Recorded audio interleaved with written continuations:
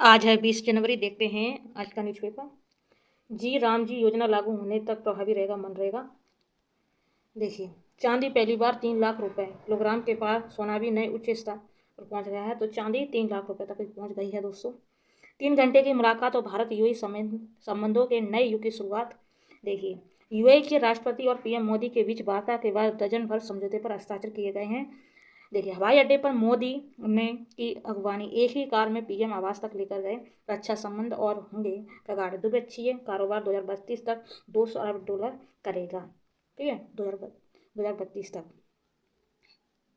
देखो, गुजरात के धोलेरा में अंतर्राष्ट्रीय हवाई अड्डा और बंदरगाह निर्माण में निवेश करेगा यूएई। तो देखिए, भारत को 2028 से सालाना 5 लाख मीट्रिक टन एलएनजी 10 वर्षों तक बेचेगा यूएई। ठीक है। नई दिल्ली में सोमवार को यूएई के राष्ट्रपति शेख मोहम्मद बिन जायद अल नहायान के साथ कार में चर्चा करते प्रधानमंत्री मोदी। तो यूएई के राष्ट्रपति कौन है? शेख मोहम्मद बिन जायद अल नहायान, जो कि भारत में आए। ठीक है।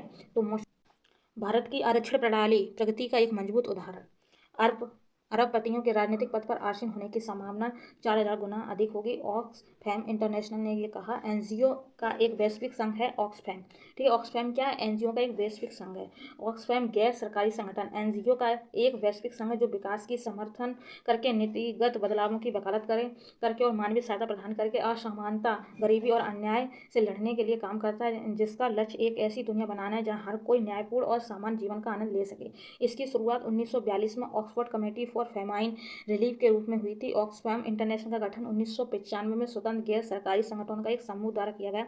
वे स्वच्छ जल, शिक्षा, लैंगिक समानता और जलवायु न्याय जैसे मुद्दों पर स्थानीय भागीदारों के साथ काम करते हैं। हाशिए पर पड़े समुदायों को सशक्त बनाने और शक्तिशाली निर्णय निर्माताओं को प्रभावित करता है। तो इतना। दावोस में विश्व आर्थिक मंच की 56वीं वार्षिक बैठक के पहले दिन सोमवार को मानवाधिकार समूह ऑक्सफैम इंटरनेशनल ने अपनी वार्षिक असमानता रिपोर्ट जारी की है। इसने भारत की आरक्षण प्रणाली को आम लोगों को राजनीतिक रूप से सशक्त बनाने की दिशा में प्रगति का एक मजबूत उदाहरण बताया है दोस्तों। देखिए, परीक्षा में बैठने का हक जीवन के अधिकार में शामिल।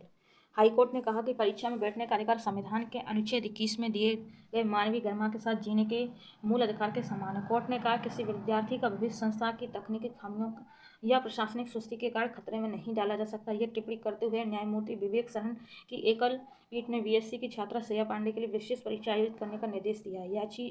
याची छात्रा को प्रवेश पत्र नहीं दिया गया क्योंकि विश्वविद्यालय पोर्टल उसके प्रवेश संबंधी प्रविष्टि को अपडेट नहीं कर पाया था।